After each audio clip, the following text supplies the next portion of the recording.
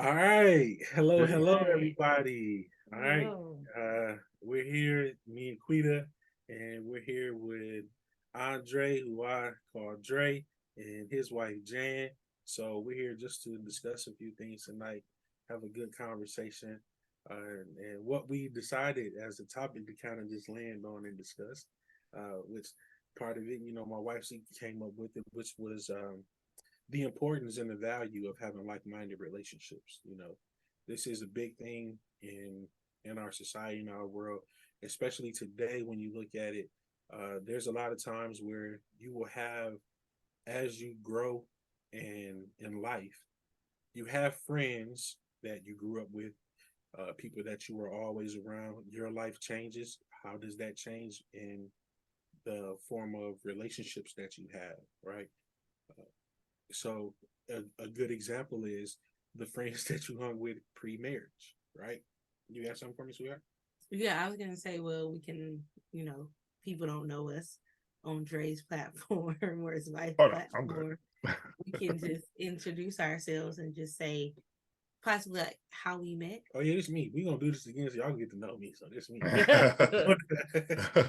Like, how you met your, just a little snippet of who we are as a couple, Mhm. and then how, you know, we kind of did that part of like you and Dre work together, but kind of, refresh and let everybody know how long y'all been married, how long we've been married, that kind of Oh stuff. yeah, definitely. We're gonna get into all of that because Yeah.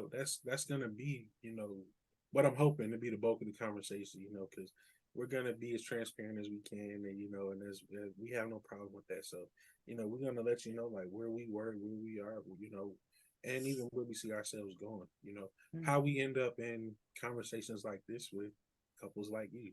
This is something that's important on this journey with us even talking, right? Because Dre asked me, he said, hey man, what do you talk about? And what do you want to talk about? And I told him like, man, I mean, just the basis of it's the conversations me and you have pretty much every time we talk, right? Mhm. Faith, family, Right. growth, careers, just all of those things that are important where we seek advice and to encourage one another, so that's where we are. So and then again, it was the value of having important, the value and importance of having like-minded relationships.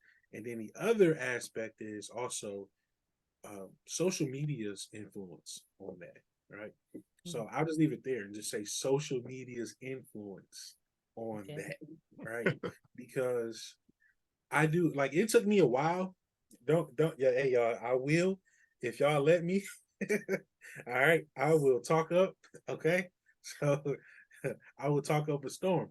But I'm gonna be honest with you. It took me a while. I was not the most avid Facebook user, right?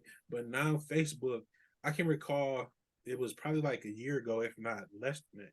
They started these things called Reels, right? And this is not even something you subscribe to. They just post stuff out there, kind of, and you can tell it's an algorithm. They see what you click on, what you view, right? So if you're a person who's into relationships, you're into marriage, if you click on the marriage content, chances are you're going to continue to see that type of content, Mm. right? And most of it looks beautiful, right? If you click on the man talking about what the expectations of a woman is in a relationship, you're gonna continue to see a lot of that, and vice versa. Mhm. You see the woman saying the same in regards, right? So another platform was Instagram. Like it took me a long time before I even like set up an Instagram account, right? Just to go on Instagram.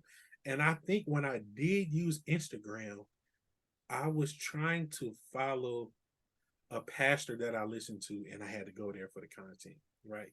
Because it was like when I clicked on it from Facebook, it said to view more, I had to go to Instagram.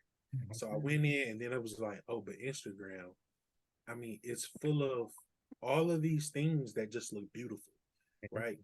And you could tell, I mean, you can see the clips where it's edited, and you can see like in the background, you know, a young couple, let's take for example, they're out buying new cars, right? And then you say for a younger couple, they probably look at this and say, this is what we know and coin in here as relationship goals, right? But the reality is that we as everyday hardworking people, with families and backgrounds, and you know that this is not the reality of it, right? People are not just out here, purchasing the newest, latest vehicle. Like, man, they probably went out and did a test drive and did a video while they had it, right? But those type of Right. things really have a lasting effect and impression on people, and people do put a value on that for what they seek in a relationship, right?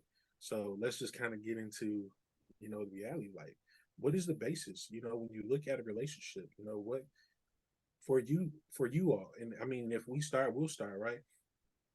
What was the number one goal in the relationship, right? How did you find people who helped you in that? How do you still find people who help you in that? You know what I mean?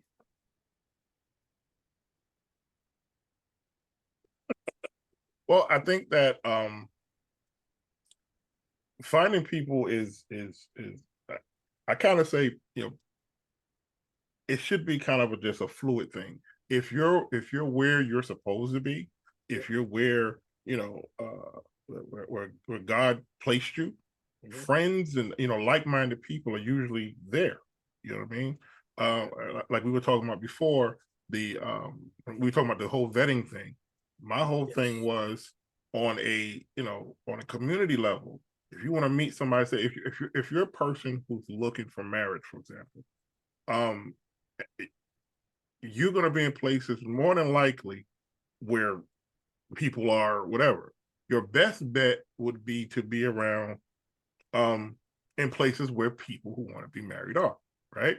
So that's Right. churches, that's certain types of I never say clubs and things of that nature, because more than likely those folk ain't looking to be married out there. They're looking for a Right. quick whatever, and back to whatever they're doing.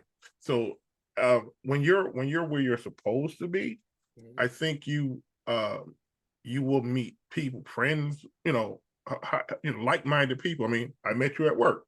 You know what I mean?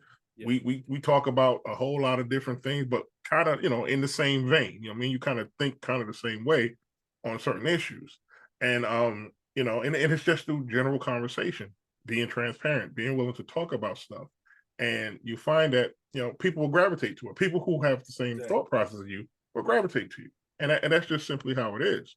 You know Yeah. what I mean? If you're looking to do something crazy, what I mean, don't be with people who are calm and collected are going to be. That's just common sense stuff. But I think yeah, that's you be where you're supposed to be, wherever God placed you, um, uh, job, church, life, wherever it is. If you're about your business, if you're about doing what it is that you're supposed to be doing, then God kind of sends some people your way anyway. And That's Dre, what you had said something to me, mhm, and it was about how you view the form or the basis of relationships, right? mhm, So, and it was good because when you have that type of basis, it does help you mhm, when you come across someone that is like, oh, I feel like this is a good person that I can have uh, a relationship with as a couple relationship with, mhm. right? And it was you told me there were three things that you look at. One was you want to break that down a little Sure, sure. more. It was community. It was still kind of like the vetting, the vetting process of Mhm. meeting. I think it can be in a relationship, whether male, woman, or even meeting friends. There's three levels: there's community, there's family, and there's personal. Right. Right? On a community level, like I said, that's church, that's work. Then you got family that's closer. You know what I mean? Um, you might meet a friend of your sister, your brother, whatever. You know what I Yeah. mean? You might meet, and then again, when you're talking about a relationship level, then when you get to personal. First you start off with a community level, how they interact with their community, how they interact with their family, and then how they interact with you. That's usually and it's nuances to that, obviously, but on a day-to-day basis, this is how we process. Uh, we meet people on a community level, like at work, and some people they'll never get past work. You know what I mean? We're Yes. at work. That's my work friend. Yeah. You leave that job, go to the next job, you never see him again. You know what I mean? You don't call them, you know, whatever. But yeah, while y'all at the same job, y'all have that lunch together, y'all hanging thick and, you know, thick and thin, whatever. As soon as you quit that job, go to the next job, you don't even call them no more. Right. You know what I mean? Yeah. Then of course there's family. Those are people a little closer, you know, people that hang out your house, you know. They may not be particularly a family member, but they're closer to you. You know what I mean? You know, like I said, friends and family, maybe your kids' friends and their parents, and you start to get those bonds or whatever.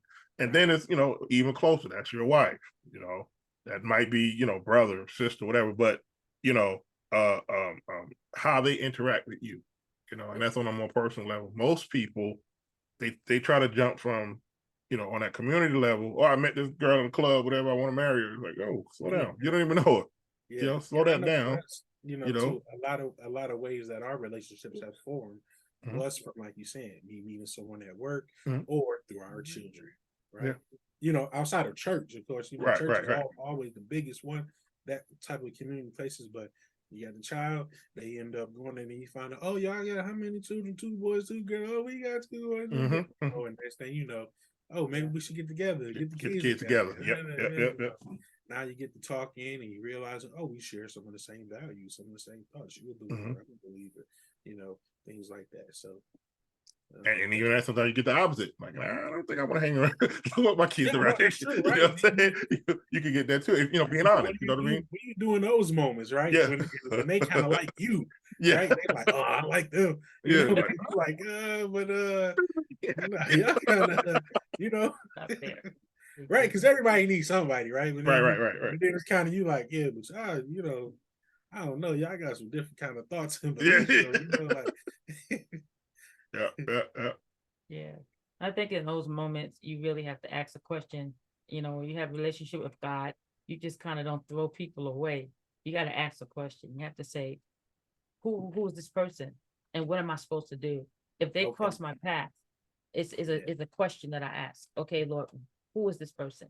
And what is my role in their life? You know, is it somebody that I mentor? Is it somebody that I'm supposed to be friends with? Is somebody I'm supposed to draw closer? Is it somebody I deal with from a distance, but I still give them a place to come if they need to come? Because you have those type of people.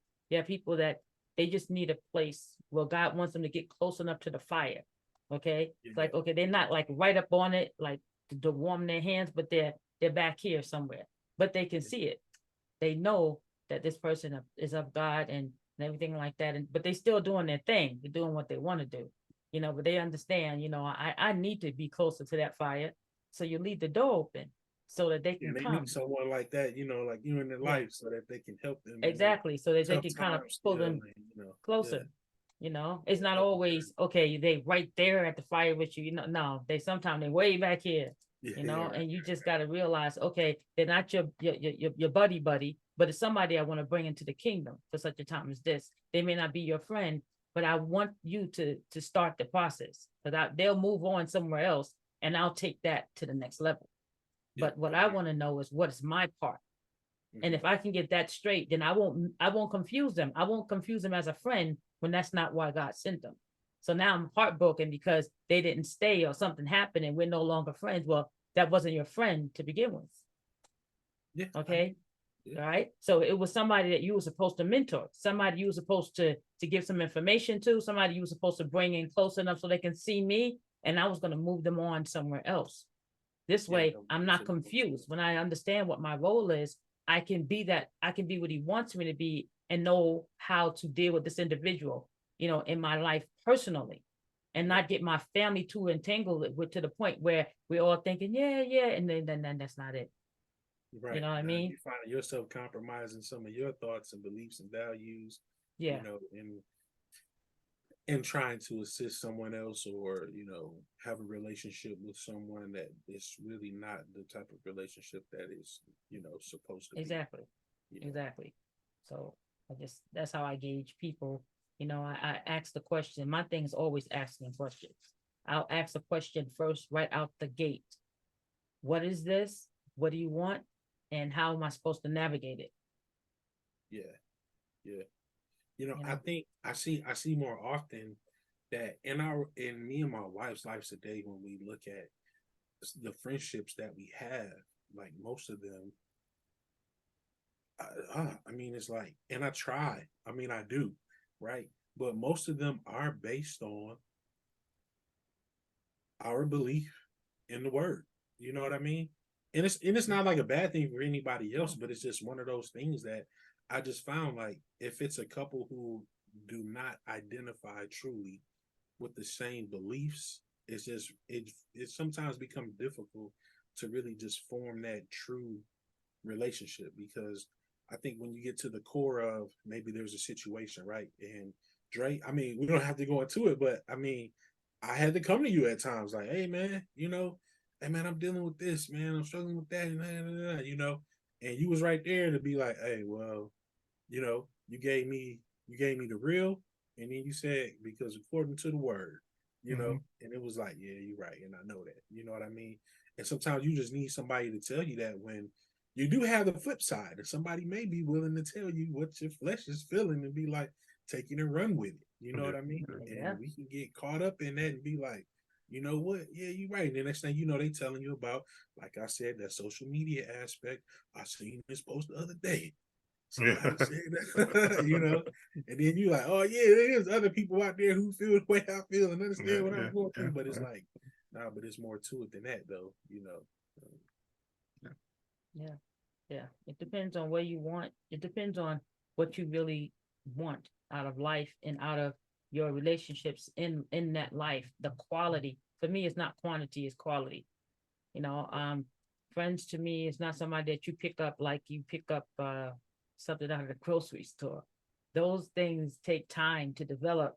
It takes time to stand that test. When you come to situations that you might disagree, it takes time to kind of understand the person. This society right here, they don't have that kind of time. I don't see how they do it. They don't have that kind of time. So when they say friend, I look at them like, oh, I just met them. I don't think so. No, not yet. I mean, we're moving in that direction, but you don't know them yet. You have to get to a place where you get to know each other. Well, now people that's of faith, we are a little more, we have jumped a few steps, because when you know the Lord, it's an instant connection because of the Spirit.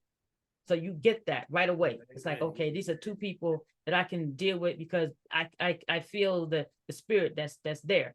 Okay, so we jump ahead.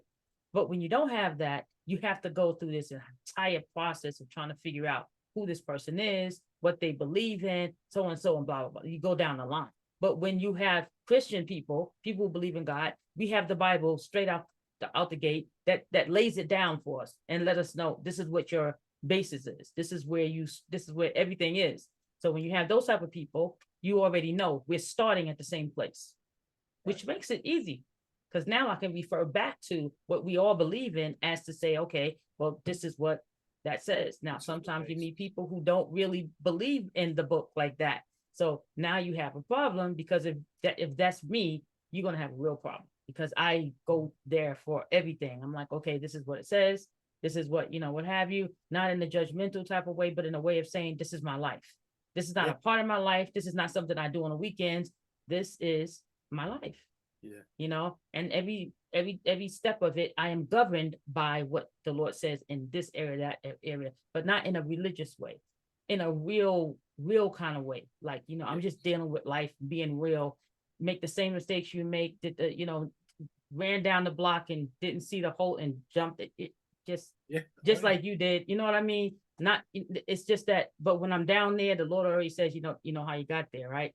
You know how you're going to get back up, right? So we go through those processes, the process of understanding that we all going to make those mistakes. We all going to have that journey together. We all going to do, the same kind of things on different levels, right. But I can understand where you are, because I've been there, and vice versa.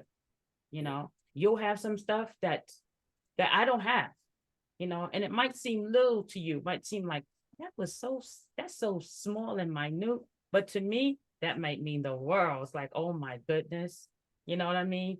That little cherry on the top, man, that kind of did it for me. The ice cream and stuff was fun, but that cherry on the top, so it's that type of thing. So you can't really judge it based on how much knowledge you have. It's life.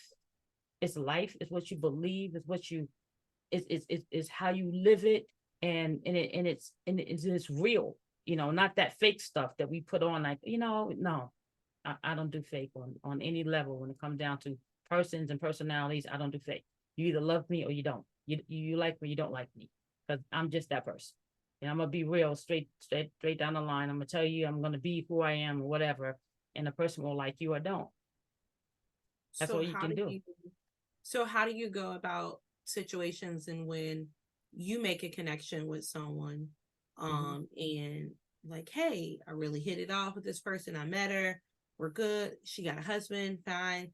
Hey, I want you to meet my husband. Come over. I think, you know, based on conversations you're having, Dre over there, like similar, you know, similar conversations, and oh yeah, my husband, you know, went through that or dealt with that, and you bring them together, and it's just kind of like, yeah, they're not feeling each other, right? So then where do you go from there in that relationship where it's like, oh no, I thought we were going to be this couple to hang out together, right? Like, and then you realize like, I know they ain't really hitting it off. So now it's like becoming awkward when you're doing stuff and it's like, oh, or one of them is like, hey, I love this person, like this guy is cool, and then the other one is like, yeah, but he ain't cool for me. Right.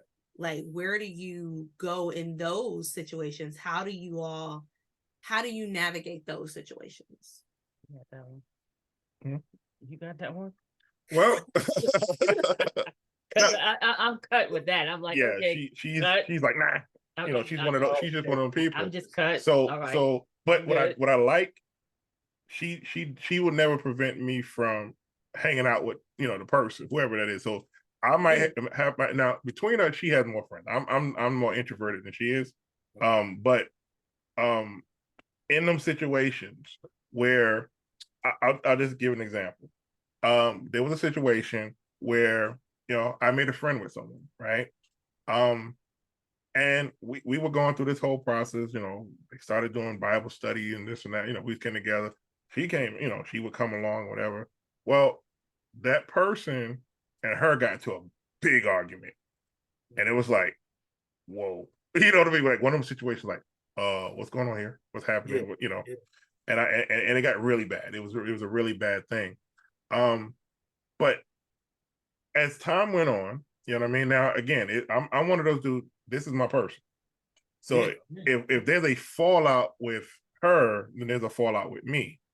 You know what I mean? I'm just not one of those dudes that's gonna let somebody be between, you know, like, cause you ain't gonna be able to talk bad about my wife, you know, with me and she, you know, so that doesn't make sense to me. So dude, again, I'm with her, you know, we came together, you know what I mean? So and you know, and I'm not talking about, you know, he just kind of, you know, whatever, you know, she's cool with that. But I'm like they had a big argument. So I was like, whoa, okay, unless y'all make peace, we can't go forward here. You know what I mean? And it turned out, you know, as time went on, you know, not so much that I saw something or whatever, but it was just a thing of if the type of person that they were, you know, and I guess she saw it early. You know what I mean? Because I'm not like I said, I'm more introverted, so I don't make a lot of friends. But when I do, I kind of hold on to them. Yeah. But she must have saw something early, and I just picked up on it later, and it just like made it, you know, okay, all right, we good. Because again, like I said, we come together, right? You know what I mean? Yeah. And there's arguments, you know what I mean? Friends have arguments, you know, whatever, and there might be an argument between, you know, two, you know, like your wife might have an argument with one of your boys or whatever, but you know it ain't nothing, whatever. They still cool. It's just, you know, they argue, but that's different. This was like crazy, you know what I mean? And even in that, I saw some things, you know, where that person was like, whoa, you know, that's not cool. You know what I mean? Like part of the situation is he comes to my house almost like, you know, under the guise of he wants to make peace, but he just wanted to continue the argument to get his point, you know. Oh, man. And I'm like, what's that? You know what I mean? So that was Yeah. one of them situations where you kind of, you kind of move away from. So there has to be some level of discernment. You know what I mean? And I think we all need to have that. There are times there's just, quite frankly, there's going to be people that might be a good friend and just you and your wife, or might be me. I might not gel with that person, but they might be good for her. And I think that's something that we have to know. That's something that between us we have to know. You know what I mean? I'm very confident in her. You know what I mean? I have no problem with her hanging out with whoever she wants to hang out with. Yeah. You know what I mean? I'm not one of those dudes like, who's that? I mean, she had male friends and whatever. And I'm never that, who that? Because I trust her. I'm confident in her. Yeah. That's not to say some dude ain't gonna try something, Right. but I'm confident in her. You know what I mean? So I know the difference. I know that she ain't. And if the dude do try something, I'll be the first one she tells. Yeah. You know what I mean? If I'm not hanging. He tried it. Okay, cool. So let's clarify that Okay. that guy friend part. There's a lot of friends that I have that I had before I married. Right. And we both went to the same church, so we know the same guys. Right. We know the same people. They're all ministers, they're elders, they're bishops, and they're people like that. So those are people that I used to hang out with when I was single, and we used to have conversations. And it was like a round table type of situation where they were talking, and I was in the midst, because I am a person that studied the word.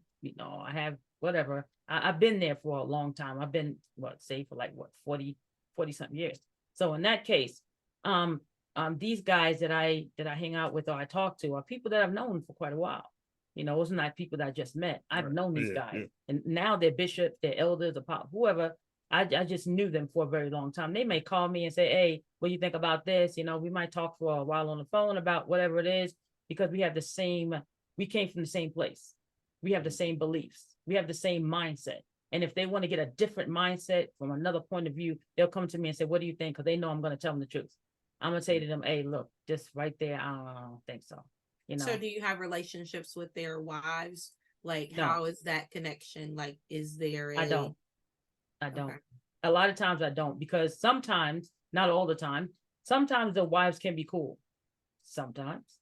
But a lot of times the wives, if they're not on that same level spiritually where their husband is, like the husband is a bishop, like one of my friends is a bishop now. He wasn't a bishop when I met him. He was a minister. Now he's a bishop. Okay. But at that level, you have to be somebody who really studied the word, that's in it, that's been in it, that knows it, blah, blah, blah. I can talk to him as a bishop, and his congregation doesn't know that I'm not whatever. I'm just one of his friends. You know what I mean? But I can talk to him. He'll call me up and say, "Hey, what do you think about this? Or what do you think about that?" And we'll have a whole discussion about the word. Now, his wife, she and I don't talk at all. I've met her, and I'm cordial. I'm very respectful. It's nothing about it I don't like. It's just that she does not have that. We don't gel on that level. We don't talk about the same things. We don't like the same things, and it can be a little awkward of me trying to press myself. She has her own friends, and so I'm like, I'm good. I'm good with not being her friend on that level. She knows that her husband and I have a really good relationship on that level, and he knows who he is as well. So it's like, she knows who I am. He knows who Andre is. And, if you call the house, you say, tell him I said hi, tell him whatever, blah, blah, blah. And the same thing, I'll tell your wife that I said hello or whatever. But yeah, it doesn't always work that way. And it depends. And for me, because my life is really around the word, and that's where I am. That's where the Lord put me. I'm a teacher. I am probably, yeah, I'll leave it at teacher, on that level. And so for me, I'm in it. I'm in the word. I study it. I am prayerful. I have a spirit of, because I deal with the Lord like that, discerning and all that. I do that. That's me. That's my life. So it's not like something I'm trying to fake or put on. So if you come into my life and you're one of those people who's like on the peripheral, like you're at the beach, like way back there, I'm like right at the water. You're way back there in the stand somewhere. I'm like, I'm not judging you, but I ain't trying to be that far. I'm trying to get up in the matter of fact, I'm gonna go deep in there. I want to come further out. Lord bid me to come. I'm coming. I'm going in this direction. But they may not want to go, and I can't drag them kicking and screaming. So I'm like, when you get ready, you're gonna have to fly, you're gonna have to catch up. You know what I mean? And I'm talking about the wives at this point. You got to catch up, but that's not what they want. They want to do other things. Like they like to talk about, oh, I went and got these red bottom shoes, and I'm like, you know what I mean? I'm not that girl. I'm not a diva on that level. Yeah. I could care less about your red bottom shoes. I don't Right. care. You know, so we don't have conversations. I think they're, you know, and there's nothing wrong with that dynamic as long as we're respectful to each partner, if you know what I mean. Mhm. Right. So do y'all have like couple of friends that y'all hang out with, do Yeah. things with, like that kind of stuff? Not now. No, any reason? What happened? Did we ever? I don't think we on that level. I don't think we ever really our moving process. Now we have a few friends. We have a few friends, but they're back either North New Carolina York. or New York or whatever. Because we originally from New York, Right. so they're there. So not to say we don't have friends. There are Right. people that we have. We've just been because of the distance, because of whatever. So I mean, we may talk to them occasionally or whatever the case is, but they're doing their thing up north. We're down here doing what we do. So it things just kind of change. You know what I mean? You meet new people, you meet whatever. And like I said, I'm more introverted than she is. So and I'm out more than she is. So the likelihood of me meeting new people is you know what I mean? So you know what I mean? So we do meet people. We do have a couple of friends. Don't really, because we've always been more so about ministry stuff first anyway. Mhm. And sometimes just the reality of it is sometimes people aren't, sometimes people just prefer, hey man, I just, I'm come hang out at the game. I don't really go to that. I don't do that. You know what I mean? So it's that kind of thing too. We're kind of, I guess we're kind of oddballs in that sense. You know what I mean? And but it doesn't mean that everything we think in things like Jesus. Right, No. right. We have cookouts. I mean, we have things. We used to have stuff like that, but only the kids come. Like my kids would bring all their friends, all of them, and we have 18 kids in the house for my children. All the kids come. This is how we met the parents, because they're like, Dad, where are these kids? They always at her house. Let me go over there and see what's going on over there. Well, I cook, and I am a cook, so they come over there to eat for the most part, and they come to hang out with my kids. They're like, we like to come over here because we could just chill and hang out and have fun and whatever. And I don't judge the kids. I know they're young. I was young once before, once as well. And I understand their little nuances, what they go through and whatever. And that makes no sense for me to try to make them who I am at this age, because I had to go through that too. I had to go through puberty. I had to go through adolescence. I had to go through young adulthood. So I wasn't always where I am right now. So I have to understand children when they're going through their process. I'm not going to try to make them like me. I'm going to understand where they at. I'm going to talk to them about it and make sure they know that I know that you ain't pulling no wolves over my eyes, because I've been there and done that. All right. So at that point, the kids understand, your mom is cool. So my kids' friends, they love me.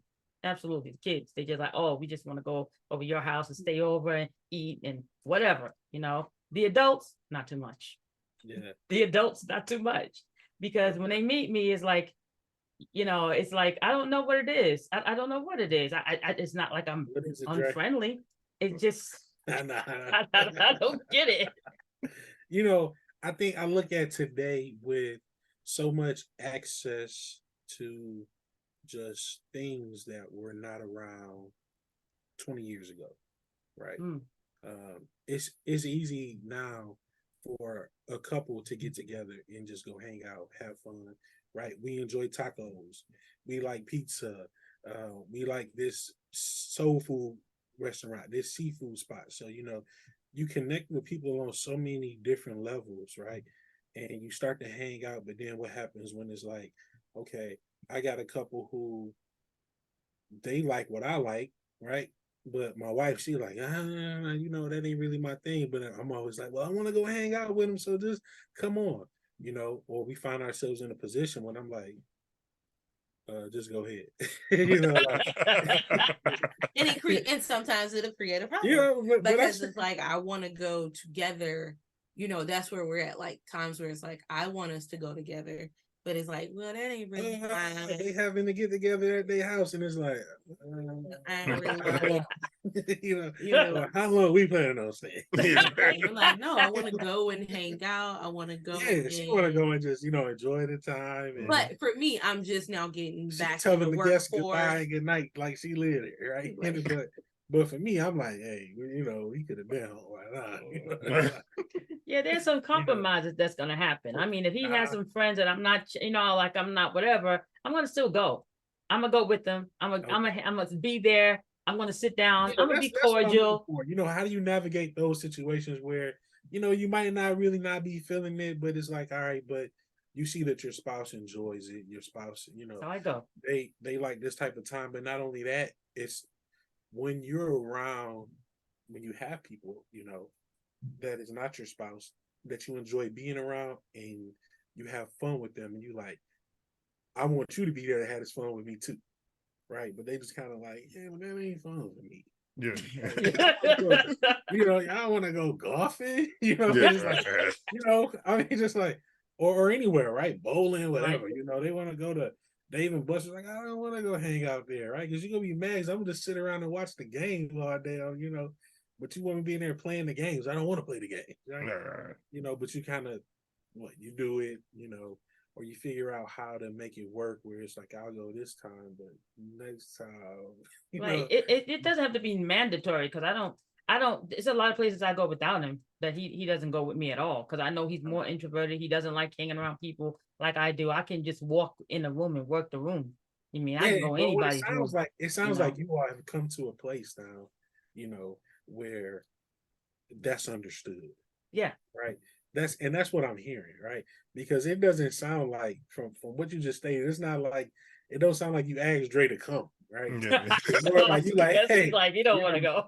Yeah, it's like he knows that you going for the night and you gonna be in the spotlight. You know what I'm saying? And Right. you know how to move in the room where you going to just okay, I'll be here. Right, exactly. When you get back, exactly. And I'm good. I'm good. He don't have to be there. Yeah. Right. He don't have to be there. I'm good. That's his thing. He don't, I don't make him try to, he's not me. He can't be, Right. he's not like me. Yeah. I'm a more social type of individual. I'll go somewhere and meet God knows how many people, just walk in a room and just meet people like that. CJ, so in relationships, the thought is that compatibility piece, that compatibility piece, it's a hard word, is is key. But there's so many things that people can relate on, and a lot of those are the goals, right? The goals, the vision. Hey, how do you want to have a family, right? How do you plan to raise your family? What type of family do you come from? Right? Can we relate on those type of things? But then we think about the compatibility piece of how many things do you like that I like, and how do you navigate those situations where it's like we don't agree upon everything. We don't like to do all of the same things together. Because my wife and I can recall even when we first started dating, and it's so weird to me because today I stop and I look and I be like, oh no, like you kind of just used to just go along with what I was doing. Like, hey, we going over here today. We going to, and she would just be tagging along. Not that she wouldn't be having a good time, but it wasn't like it was things that we sat down and was like, oh, let's go and do this and have fun. And the same for her, it would be like, we was just enjoying each other's company. But when you stop and realize, you like, oh yeah, but you like that. I don't feel like doing that. How do you continue to grow and not get caught up, with the enemies, saying, oh yeah, this ain't gonna work. Y'all not compatible. Right. I don't think it's a matter of compatibility. I think it's a matter of maturity. When you understand that you're two different people, we're one. We're coming in as one to bond, right? But we still got two different minds. It's not like our brains mesh. We still got two different minds. We still got two different ways we do things. Just like the male and female gender, we, they want to make this one, but it's not. Men do things certain ways and women do things another way. So when you're trying to mesh I'm sorry, that Can is, you repeat that? yeah, men do things one way and women do it another way. And so Yeah, when you're trying to get this to go like this, sometimes it makes that grinding sound that hurts your ears. You know what I Yeah. mean? Like the Yeah. chalkboard, ain't like Yeah. that. You're trying to Yeah. mesh them, but it's Unfortunately. like you have to have a level of maturity to understand that's just the way they do that, Yeah. and then a lot of it comes from how you were raised. My parents raised me one way, your parents raised you another way, and that can be an issue where we say, you know what, I'm used to doing it this way. He say, I'm used to doing it that way, and you have to come to a compromise. Okay, we'll do this like this, and then we will do this like that. Okay, and you compromise. But if you don't have a level of maturity, you start thinking that there's a compatibility problem. There isn't. There's an individuality issue. It's like, even though we're married, we're still two individuals. Mhm. And you can't take that from me, because I am who I am.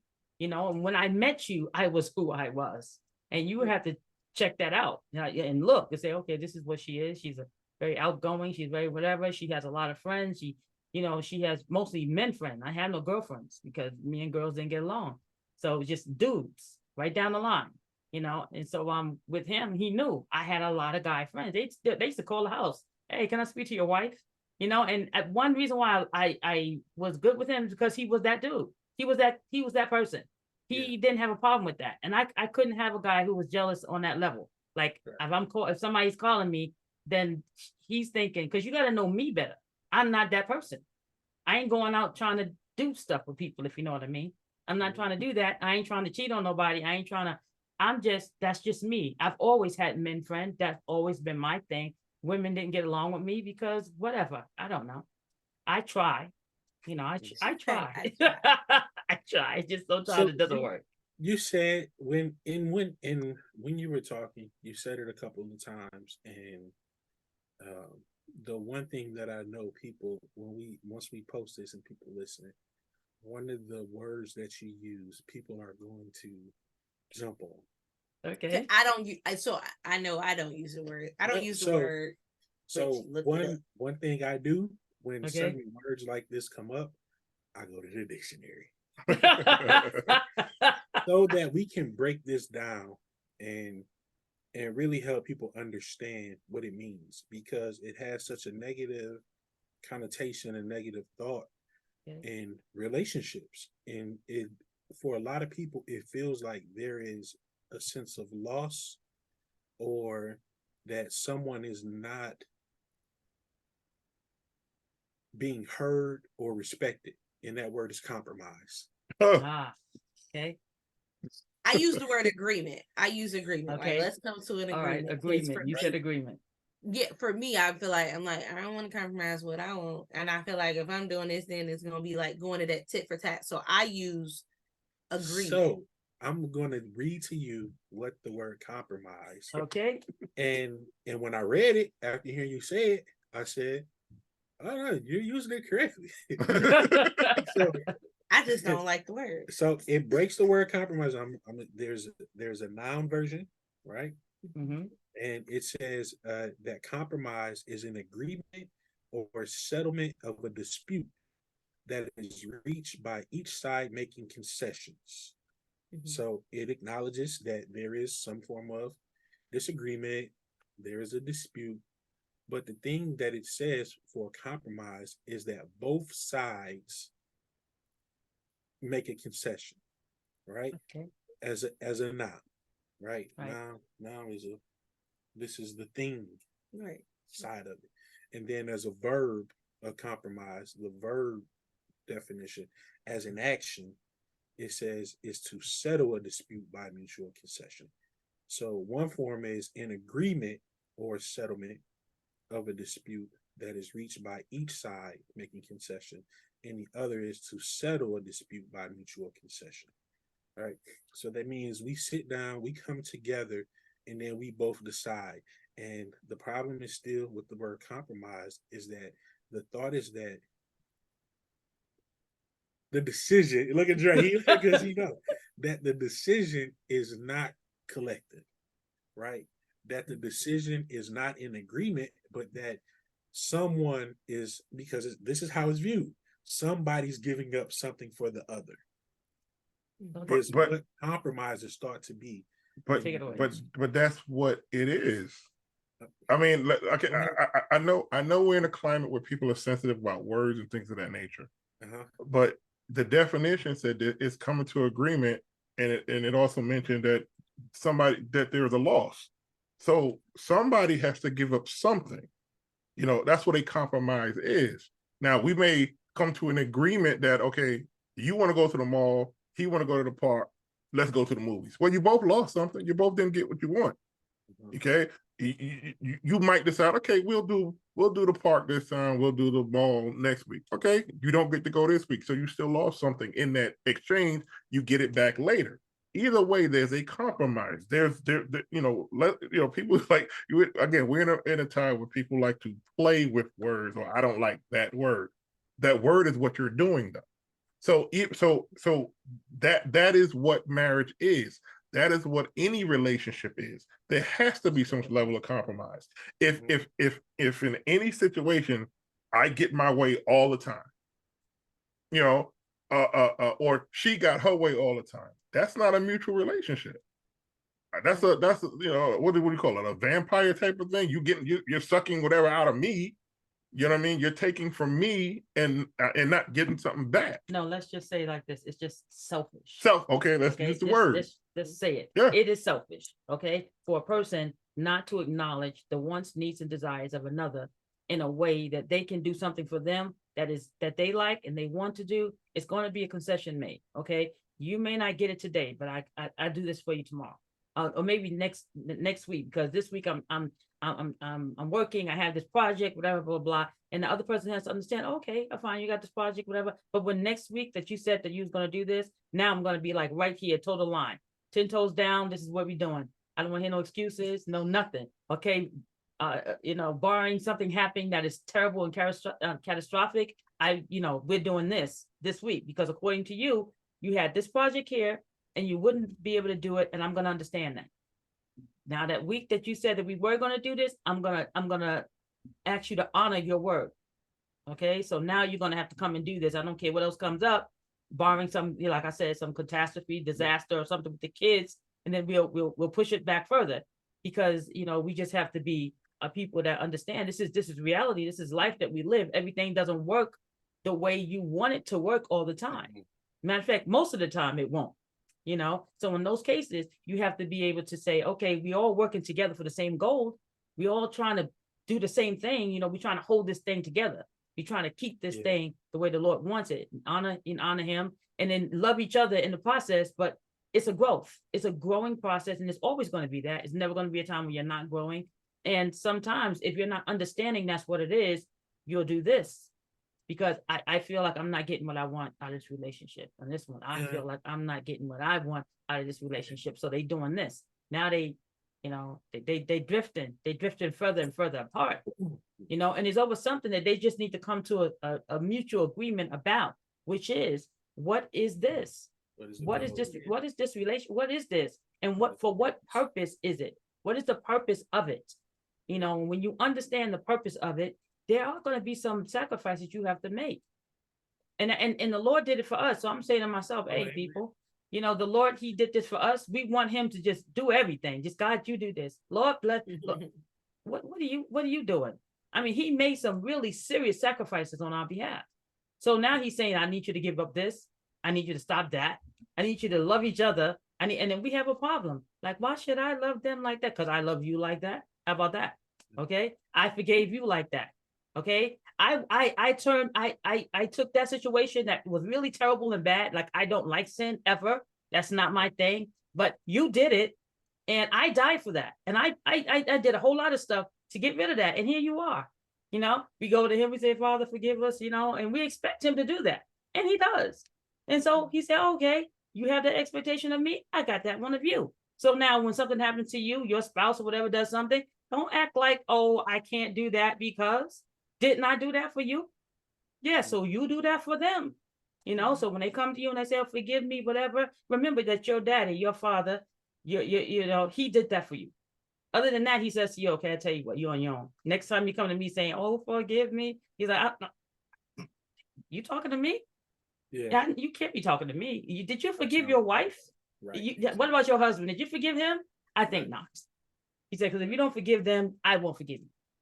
Yeah. So you just got to understand that on that level. When you do, we don't have a problem because we know already going in, we're going to have some times where we're not going to agree. We know we're going to have to make some concessions, but we have children in this mix, and for anything else, those are the people that we're going to hold it down for. Mhm. We're going to hold it down for the kids, because without that, the structure, the kids are just being lost in this whole thing, and Yeah, so everybody's they being lost. They're lost. So one of the things I said, hey, I talked to my wife. I come from a single parent home, right? But I know both of my parents, right? But I said, what if they would have just said there's children involved, right? And decided to make a different decision on their relationship towards one another. How do you deal with that, right? Because I don't know. Maybe it was good for both of my parents to, decide to go their own separate ways, things like that. They were not married first, though, right? So Okay. this is not a marriage situation where they got a divorce or anything Right. like that. Even in those situations, because like you're saying, it's difficult when you feel like you're just giving up everything, right? But like you say, at the same time, that's part of it, right? It's part of giving up that piece of you for the purpose and understanding what that purpose is, right? Right. So that's really the biggest thing I'm hearing, is that finding out, aligning, what is the goal, what is the meaning, the purpose of this relationship, this joining, right? Why did God place us two together on a path, to be with each other, right? To have feelings like this, to, want to take it further and form a covenant with God, and then understanding that, all right, it's not going to be easy. There's going to be some challenges. There's going to be some things you don't like, some things that you don't want to do, right? But social media says that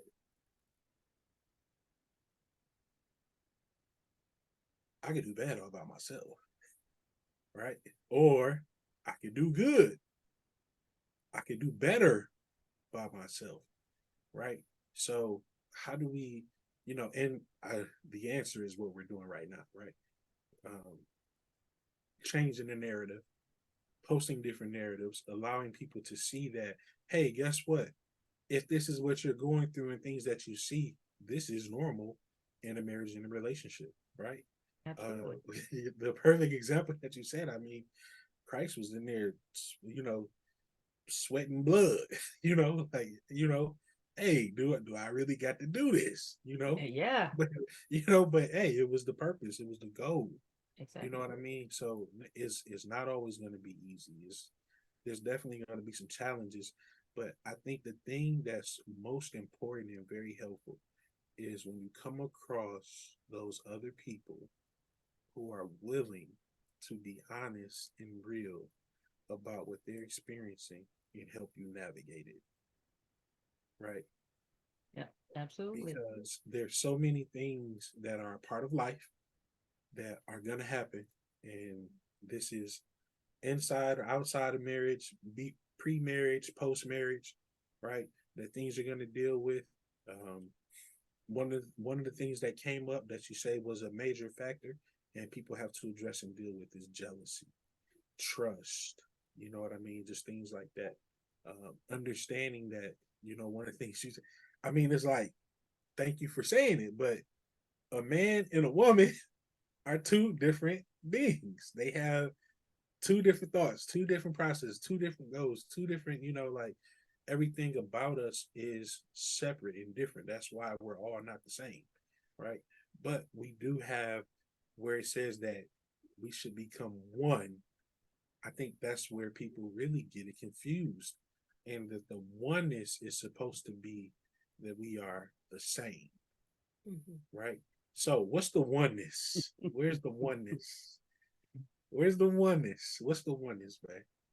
What's the Right. oneness? I mean, I guess when I would look at it, I just say like the agreement, the covenant that we had. Like we're coming together for the same goal, the same vision.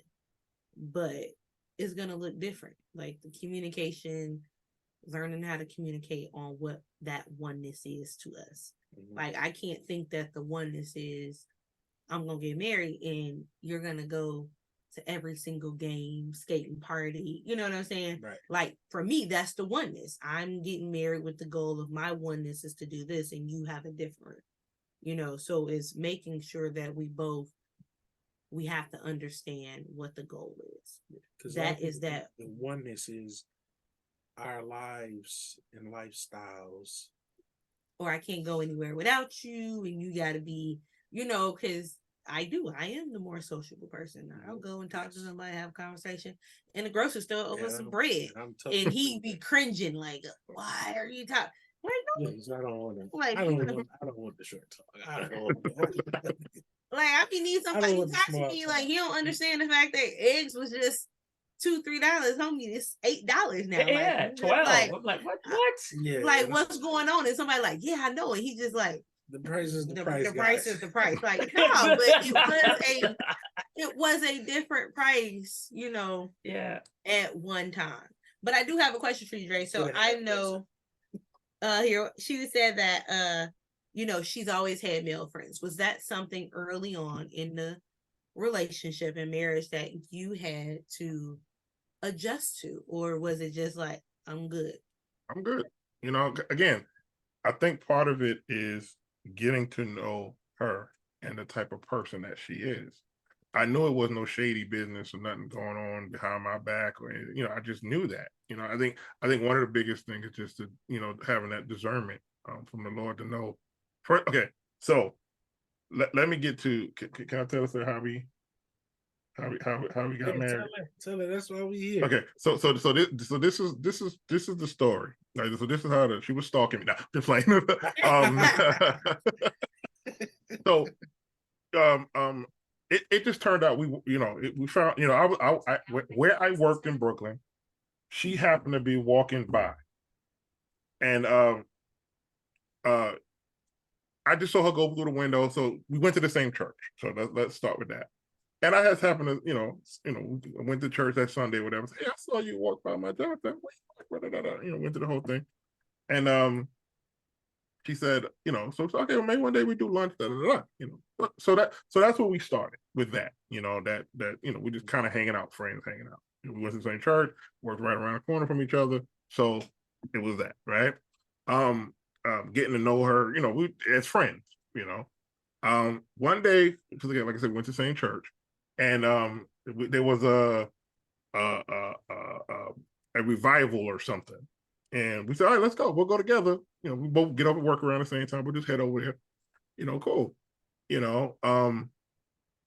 on the train, and like when I tell you, it wasn't like we were sitting on the train like this, and she was leaning on the door, I was on the pole. It had to be a good 3 feet between us. Just talking. Some dude looks down, and he says these words. I always remember the exact words. Are you two married? You two look like you should be married. Like, wait, what? Really? Like, no. You know what I mean? Like, no, we just friends, we good, whatever. So maybe a few days later, I think she was getting off late or whatever it was, or we was coming from church. So I said, let me walk you home. No big deal. You know what I'm saying? It was a man walking down the street, pushing a cart with a bunch of cans. Okay? This was coming towards us. He goes, are you two married? You two look like you should be married.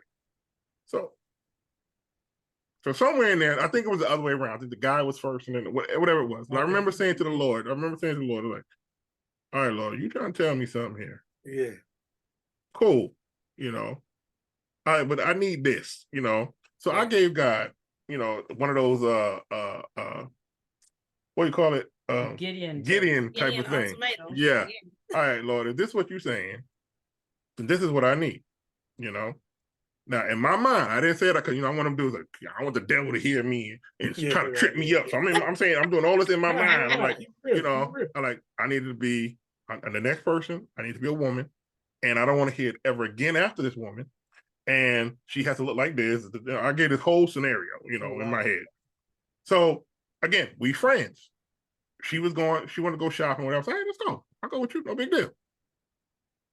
I'm walking. I went, picked her up at her house. We walking towards the train. And I'm seeing this lady sitting on the bench. I'm like, where I know this lady from?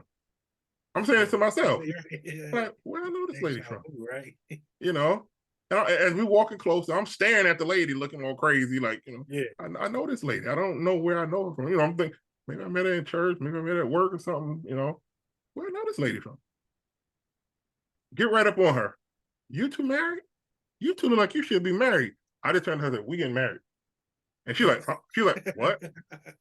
She's like, what? Huh? I said, no, we getting married. Let's go. We just went shopping, did what we were going to do. And from then on, it was, all right, this is the plan. This is what I'm doing. This is what's going on. You know what I mean? And to be, and truthfully, I've never heard it again.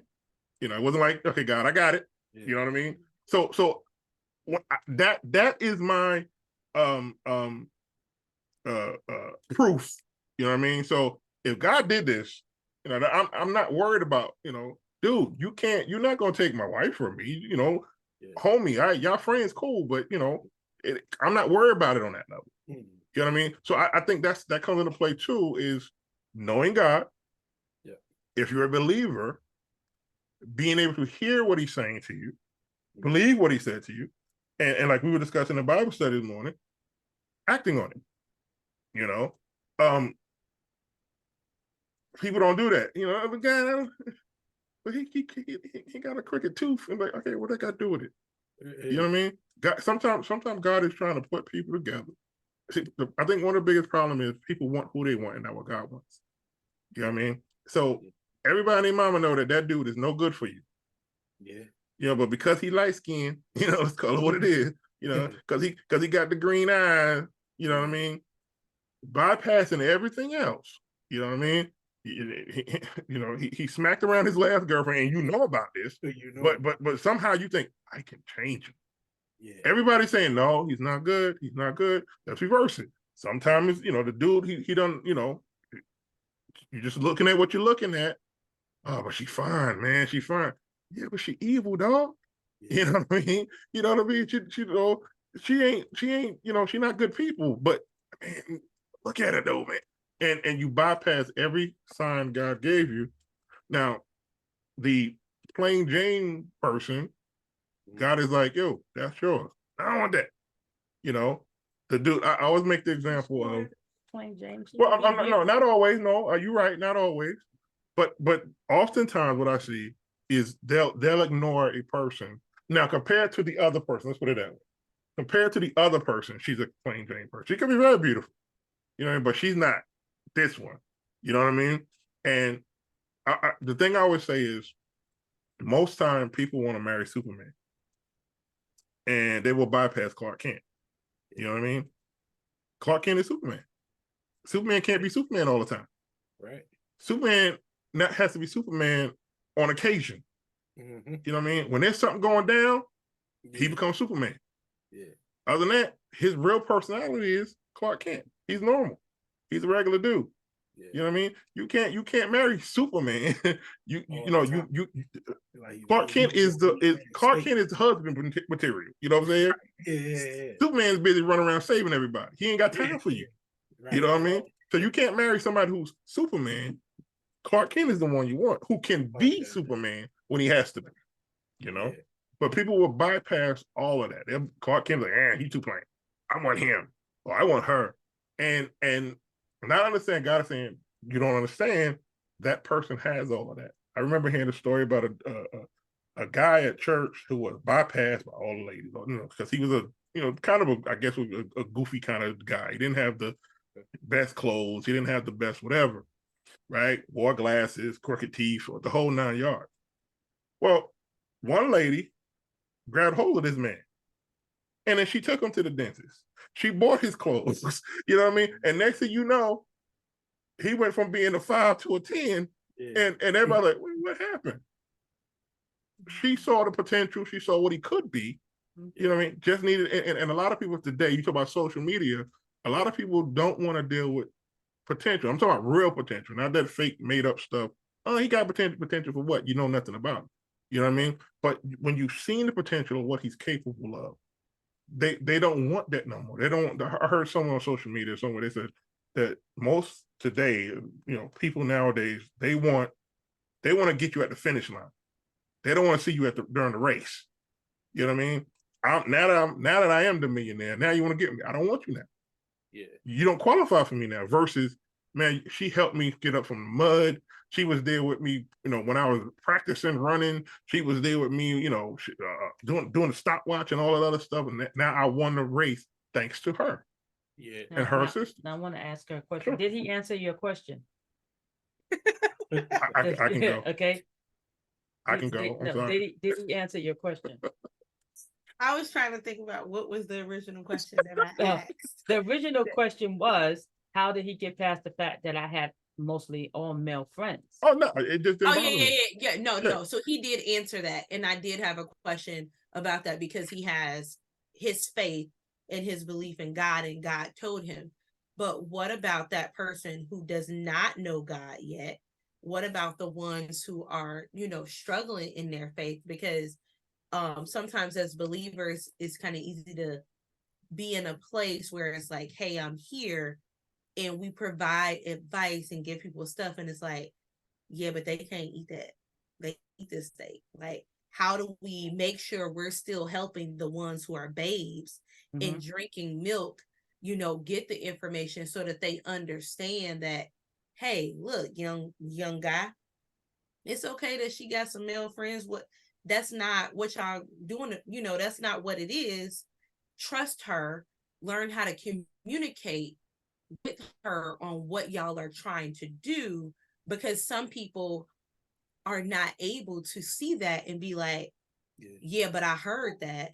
They're still doubting it, but and go into different things, be it, trauma that they've been through or things that they've heard, and just dealing with their own insecurities of being with a outgoing, beautiful woman.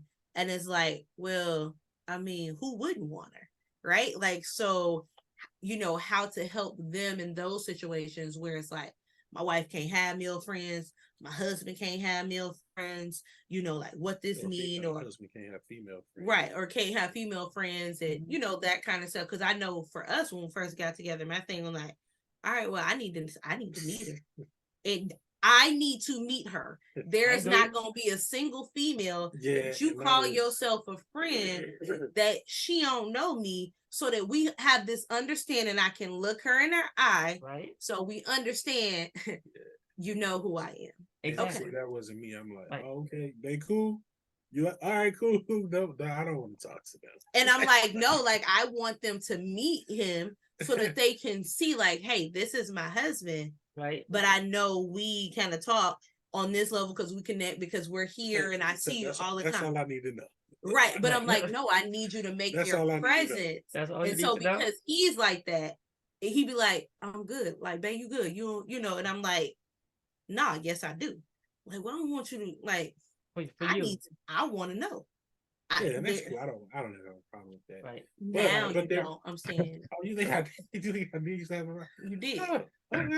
All right, But I cool. understand what she's saying. I agree. If she wants you to meet him because of her own whatever, then just go ahead and do it, because that's for her. That's her honoring you and saying, okay, I want you to meet him. I want you to know I'm above board. I want you to look him in the face. I want you to know that this is the person. And not only that, say this person ends up being some kind of whatever kind of person. You would have seen him before. You know who he is. You want to know who, whatever. He, like I said, he knew most of my friends because we all went to the same church. So we saw each other all the time. So it wasn't like some stranger outside. No, it's somebody we all grew up with. These are the guys that I grew up with. These are the guys that was in the same church with his family I grew up with. Well, he came in later. Okay, I was there first. Okay, so these are the guys I grew up with.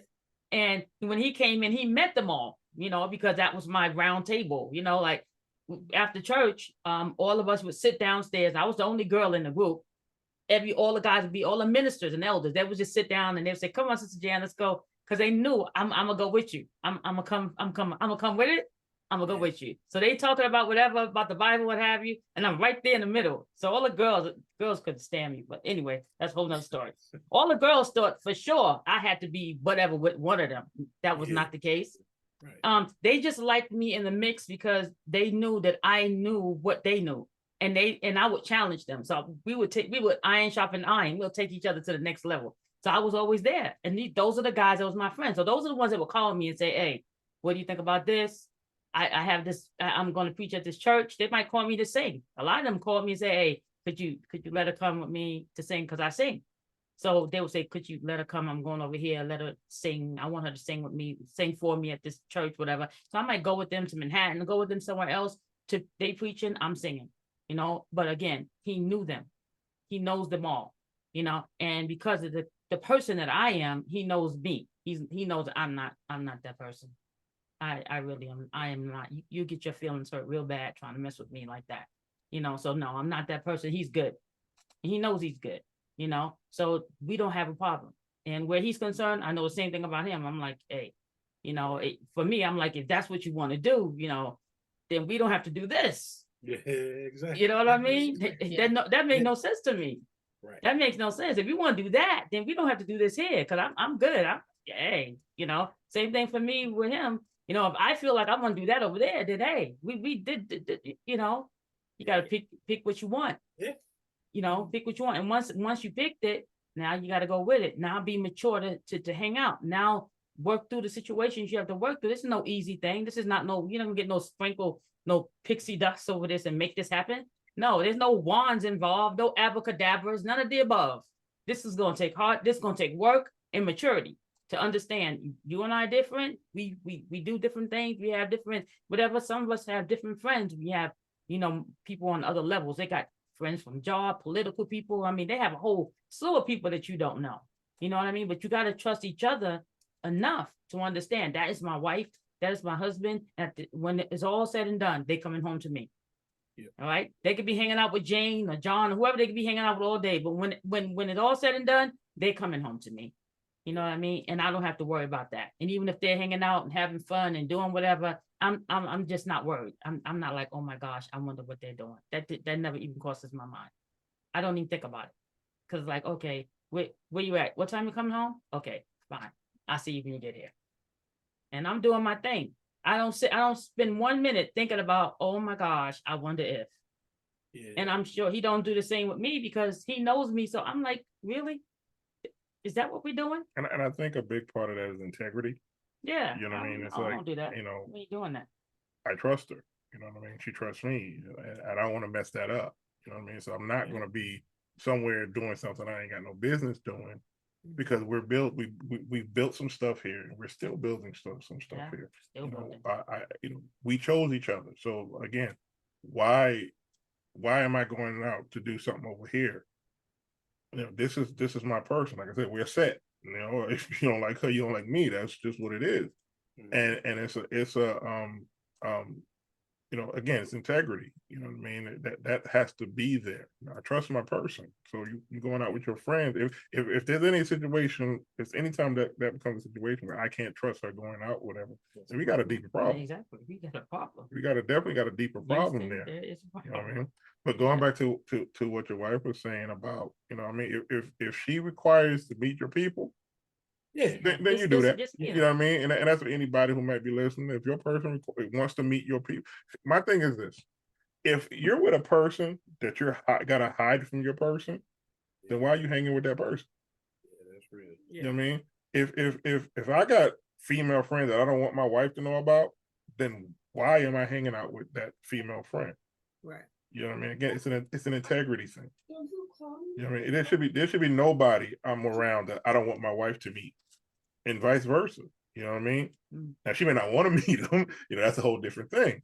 But Right. but again, there's nobody. I'm hanging out with this person. Okay, tell them I say hi. You know what I mean? Yeah, and don't get it wrong. I don't treat women badly. It's just like I'm me. When I see I'm me. I'm nice. I'm cordial. I'm whatever. It's just that women I don't know. I don't know what they see when they see me. And maybe I could ask the Lord about that. But it's not have been something since I've been an adult. This has been all my life.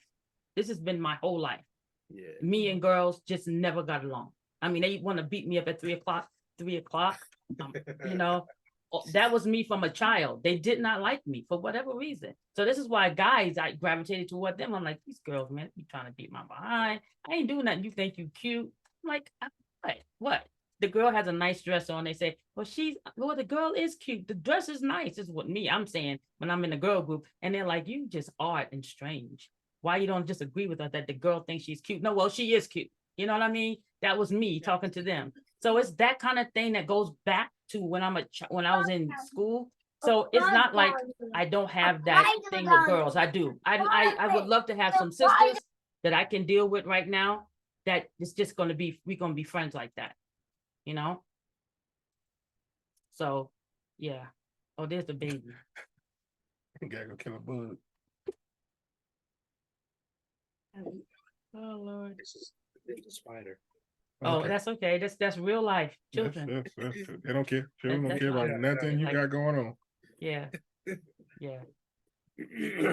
Yeah, I like all of that. I like all of that, you know, because like I say, what we're hoping is that, you know, we can shine some light on the things that people really get misunderstood, right? And it's true. It's not a bad thing. You should want to introduce all the people in your life to that someone that you consider yourself to love and want to spend the rest of your life with, right? That's definitely Yeah. important, you know, because what it does is it eliminates any of those feelings where they feel that you may not have integrity or where they may see something, right? I know it was something, Dre, you had said about a relationship earlier. It was just like sometimes your spouse has the ability to see things that you may not see. Like, oh, hey, hold on, Yeah. you know, it's Yeah. a little something else going on here. I Mhm, think, mhm. you know, where you may be like, no, it's all good, like everything, like, no. Like, there's something ain't right about this one So, right here. so this is something I hear a lot on social media. You know, they talk about, you know, man's job is to protect and to protect. So it's the 4 P's that they got. I gotta look them up. Let me see if I can. But Protect, provide. yeah, protect, provide, priest, and prophet, or something like that, right? Okay. But they don't understand, you know, and that might be a topic we can cover what protection looks like at some other point. From a man to a woman, it's not always, because you know this thing nowadays seems to be like they want a man who could beat everybody up. Yeah, y'all not gonna live that long. But in that, and me being her protector, there are areas where she protects me. Yeah. You know what I mean? Yeah, I can whatever. I equate it to, you know, a suit of armor, right? I'm the outer armor, right? But what makes the inner, the inside of the armor, I'm what protects her like that. Her job though, if you you know, they usually have inside the armor like leather, right, against the person. Yeah. Her job is to protect that. That's my inside. You know what I mean? So her job is to make sure the armor stays soft, the under armor, make sure that stays soft, make sure it stays whatever, so it feels comfortable on the body, so that it'll bend, you can do what you need to do when you need to do it. You know what I mean? And that's sometimes where people fall apart, where you know men, you know, not trusting, women not being understanding that you hold his heart, you know, so to speak. And so it becomes this thing of, you know, like again, her job is to protect me in certain areas. So if there's somebody that I know she don't, you know, I don't know if you need to do, we need to pay attention. Sometimes what we do, oh baby, you know what I'm talking about. Right? We do the whole, you don't know, you know, oh she don't know, you know, baby, I'll be all right. And then you go do whatever, and something happened. Now you gotta come home. Yeah, baby, you were right. You just, well, she deserved something. Because again, if she really loves you, like you know, you say, Yeah. then she is looking out for your best interest. Yeah. The goal is to do that. Right, exactly. So there might be something that I don't see. Right. Well, she's my second set of eyes. And a woman can see stuff sometimes that, men, we don't, because, oh no, it's a good business deal, babe. I'm telling you, oh, I just something just don't feel right, honey. Yeah. I just don't. You need to key into that. Right. You know what I mean? And at least go into it with, that in your mind. What is it that my wife saw that I don't see? At least be prayerful. At least be prayerful on this to get to a place where, okay, something, maybe I shouldn't do this deal. Maybe I shouldn't rush into this. Maybe I should watch this friend a little closer, see what they're doing. Right. You know what I mean? Because, again, she sees stuff I don't. There's a certain level of discernment she has for me, just like I have for her. There's some things I can see that she might not see. Baby, I don't think you should be hanging out with them girls. And I know them your girlfriends and all, but every time you come out, every time you go out with them, you come back, plastered. Every time you do whatever, and we end up fighting or whatever with some stuff. I don't think those friends are good for you.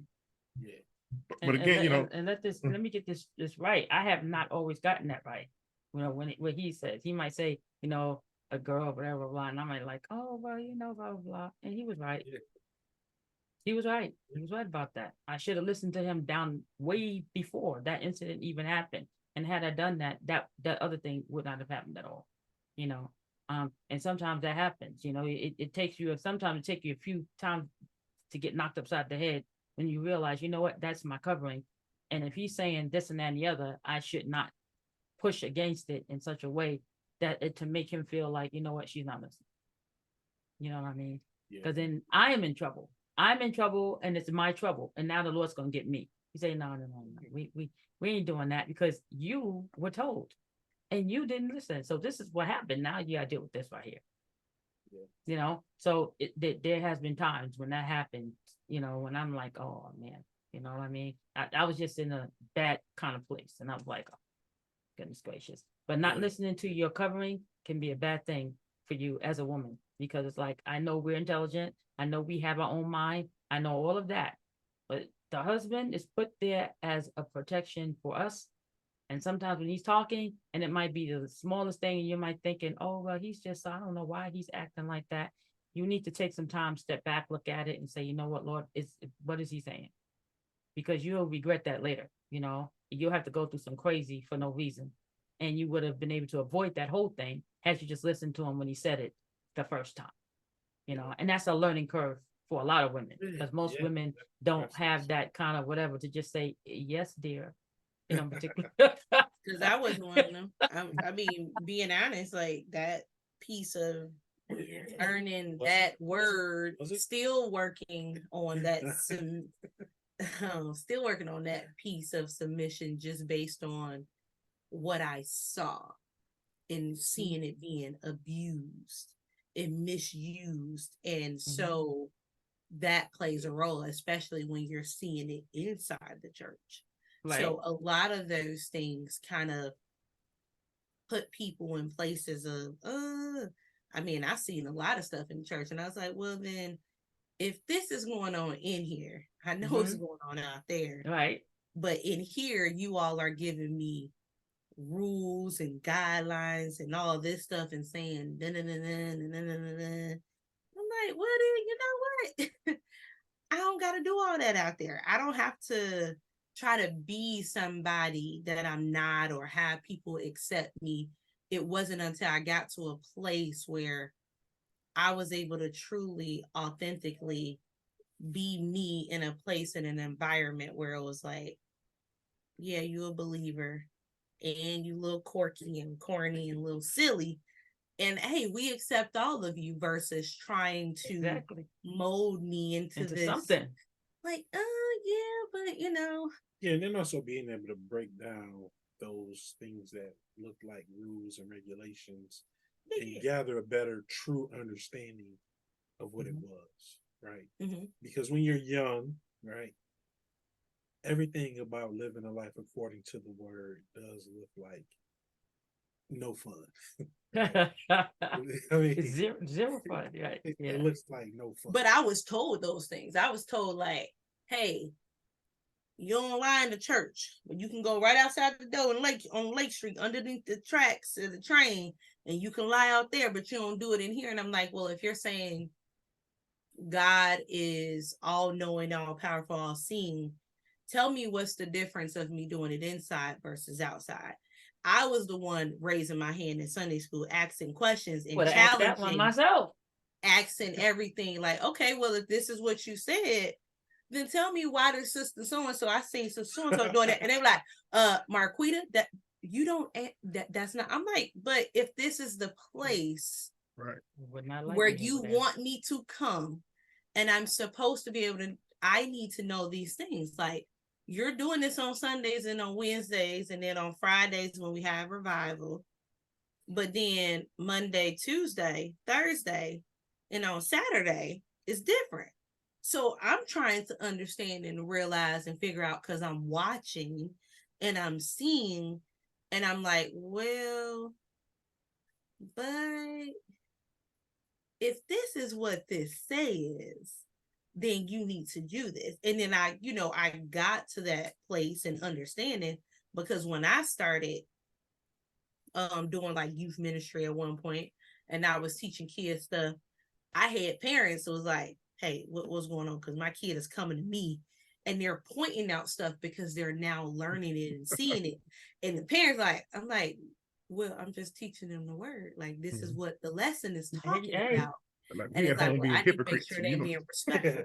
Yeah, so you have those things. So it's like, if we're gonna bring them up in the church, the responsibility to the church is a great one. And sometimes those things lack, and it's like, hey, y'all are responsible. People are watching you, Absolutely. especially these young ones people. Exactly. are watching what you're doing. Right. And although we can look at the word and read it and be like, hey, I'm going to develop that relationship with Christ, we see it in the ones in our home.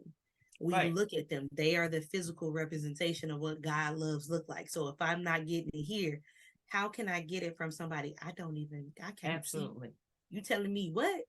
Yeah, Absolutely. but I just seen my daddy smack my mom upside the head Yeah. because she ain't making no eggs and grits. But you telling me that God's okay. Understanding those questions. Yeah. And I like to always come from that perspective of, how do we help those who don't know him and don't understand those things? That's where I come from. Like, well, I know we know this part, but how do I help somebody else who don't understand that piece? How do I help them from a place of non-judgment so that they can see it as, hey, this is love. I'm not telling you, because you're not going to be where I am right now. You're going to start off where I was. So I want to help you navigate you. Like you said, you're at the water and the person is back there in the peripheral. They ain't even got off the docks to come into, like, okay, how do we help them navigate and pull them up without us having to always go, or being able to go back to the shoreline and pull them to the water without getting stuck.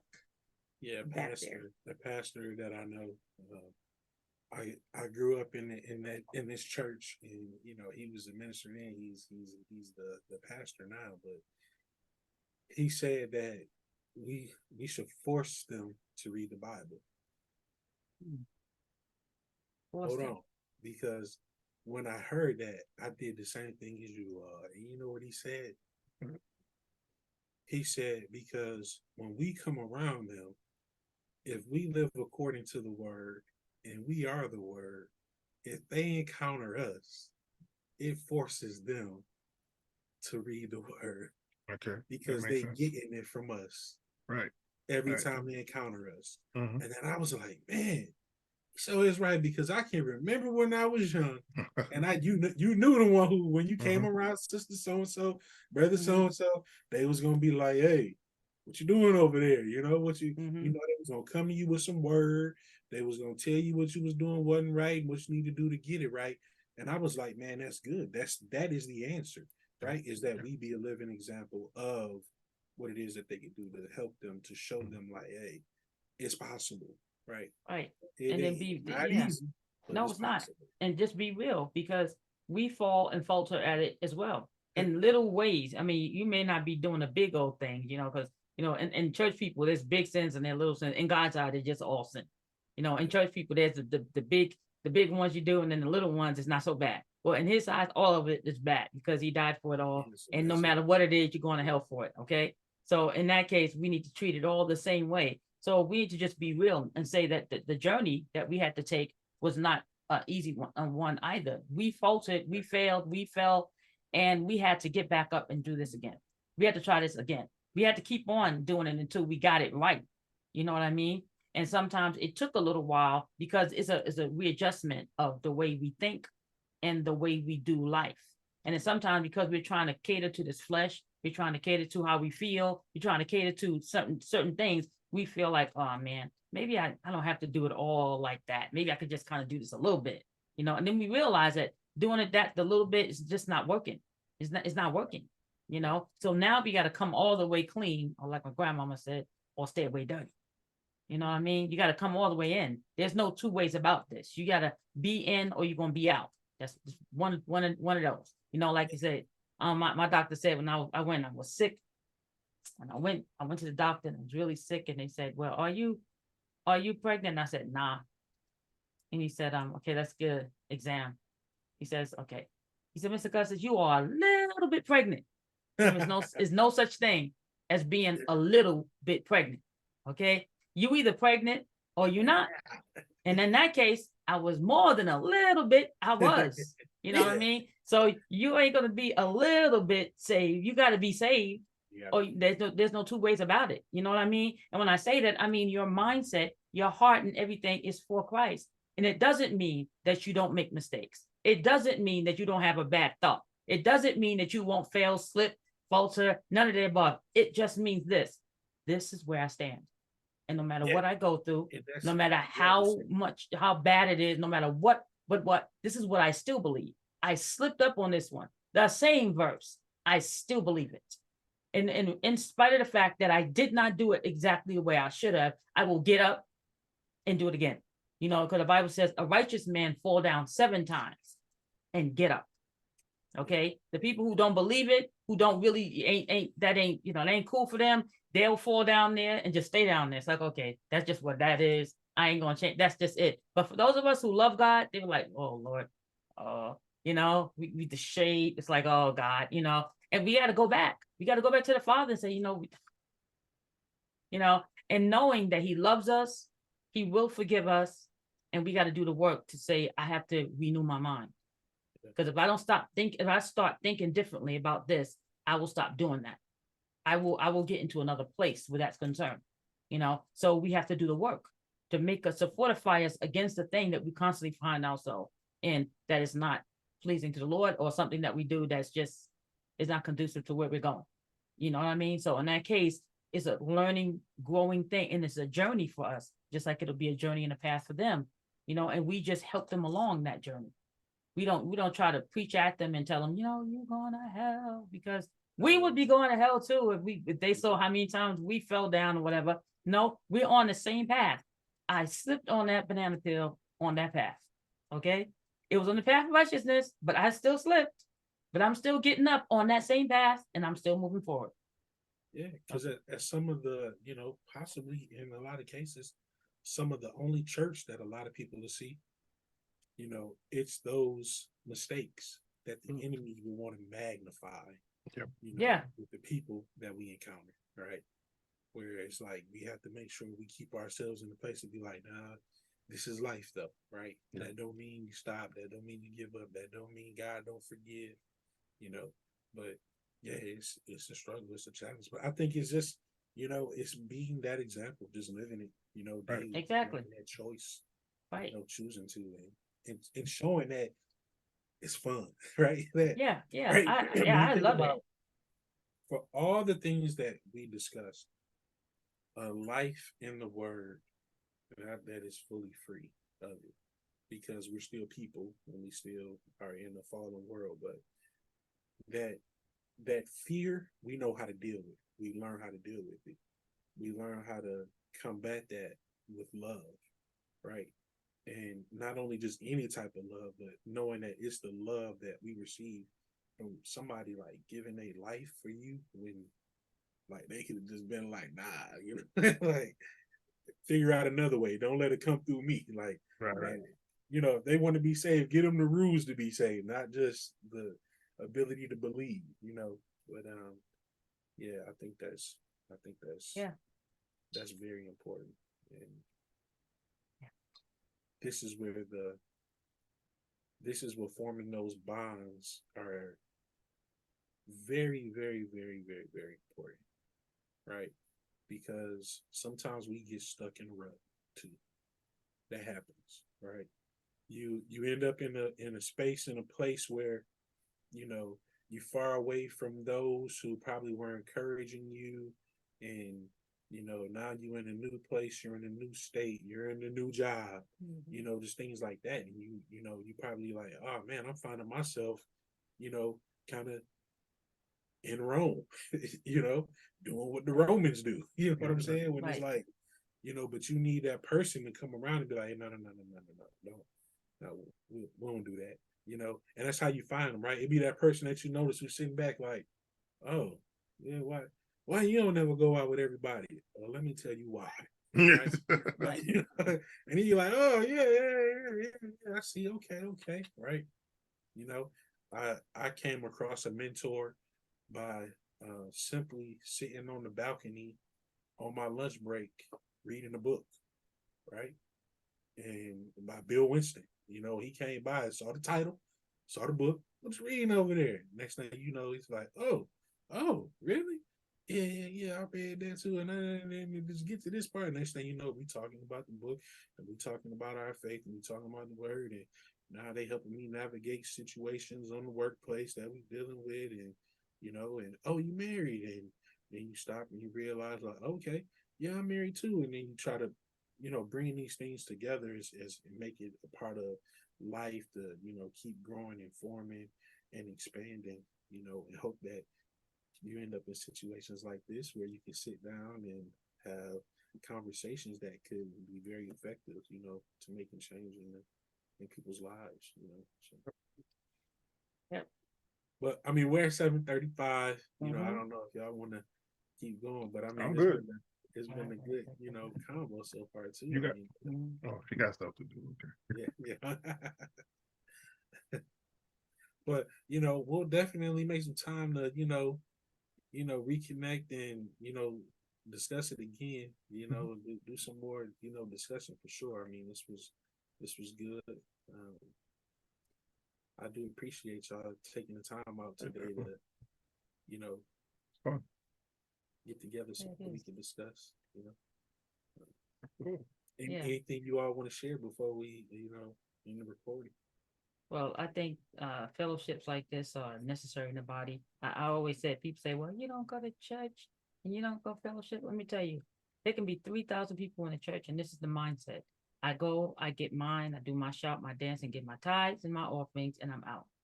That's not a fellowship. Sorry. Fellowship is when you get to know the people that's in the building. Okay, you get involved in their lives. You'll talk. You'll pray for each other. You'll help each other. You know, oh sis, you know I got an interview tomorrow, and I need a, you know, somebody, girl, I got you. I'm gonna babysit for you. I'll stay with the kids while you go ahead do your interview and blah blah blah blah. That's a fellowship. You know, that's how Christ wanted it to be. That's why He told us to come together with people of like minds. It's not just being in the building together, giving your tithes, doing your shout, listening to the word. It is interacting with each other in a very significant, motivational, very real way. You know, understanding who your people are in the building, knowing, you know, this is Bob and Bill, and they got 2 kids, and their name's Jennifer and Caleb or whatever. You know what I mean? You know them. You know their kids. You understand what, you know, what have you, and you're available if they need you for something. You know, see, this is where we go off the rails. Like, you know, I don't mind going to church, give my tithes, my offerings, hearing the word, but I don't want to have to be available to anybody. Well, that's what the whole fellowship is about, being available to Yeah. people who are in need of whatever it is. It might be just a prayer. It might be, I need a babysitter. It might be, hey, you know what? We're doing a little bad. I need some sugar. You know, I grew up in that environment. We had a whole tenement building, and at any time of the day, at least 3 kids come to your door. Mama said, can I have a cup of sugar? Yeah. Mhm. Yeah. Mama said, can I have a cup of flour? Can I have a stick of butter? That's how we live. you know. So 3 kids can come to my mother's house in a day and ask for something, you know, because we were all in the same building, you know. And then mom would send me somewhere else and say, "Why don't you go downstairs and Miss Nita house on the second floor and ask her, does she have any tea bags or something like that?" You know, so we live like that. You know what I mean? Today, everybody's like, "Hey, how you doing? Fine." Yeah, okay, and keep it moving. You know, they don't know what's going on. They don't know what they need. They don't know if they don't know nothing about you. And they live right next door and have been living there for 25 years Yeah. and still don't know them. Or you've been sitting in the same pew with them for like, I don't know how long, and you don't know each other. That's not fellowship. No, that's true. Yeah. This is fellowship right here. This is fellowship. We don't go to the same church. We don't, you know, whatever, but we're still in the body of Christ. Right. So this is good. You got something to say? Yeah, Marquette? No, I thought it was a good discussion. I love having discussions. I love being honest. You know, I don't mind. You know, I share everything. I'm like, oh my goodness, you got. I do. I love to share. I do love to share my you know, my downfalls, my mistakes, because I want people to. I connect with people by that to help them see, like, oh wow, like I would have never believed you did that, or I would have never believed you went through that. Now, then that gives me my opportunity to tell them how I was able to do that, or how I am still working on this and trying to become more becoming. So I'm okay with being transparent. I ain't worried about it. Sometimes he'll get, hey, I don't want nobody, you know, that protector piece. And I'm like, it is what it is. It doesn't bother me anymore. Satan can't hold it and use it against me anymore, because I'm gonna say it before he get a chance to try to use it to shame me. It says tell the truth and shame the devil, right? Yep. That's all it is. I think in these type of environments anyway, transparency is key. And clearly, you know, there's some things you don't talk about, you know, whatever, but you need to know what's safe. You know what I mean? And and being willing to go into places, you know, because like you said, there might be somebody who needed to hear that, who needed to know that, hey, somebody else who you know, and like you said, she ain't seem like the type that would go through that. She ain't seem like that, you know, that wait, she saying happened to her, happened to me. You know, it's just that level of being able to be open to each other and to those listening, so that they can get something from it and grow from it and transform because of it, hopefully. You know what I mean? So yeah, this is good stuff, man. And being able to have a real discussion about some things, being able to open up about some things and just, you know, give our little piece of, you know, our experience and hopefully you know, people will, you know, will see it and we change lives that way. Yep. Yep. All right. All right, we're going ahead and end the recording now. Okay. Yeah. Yeah.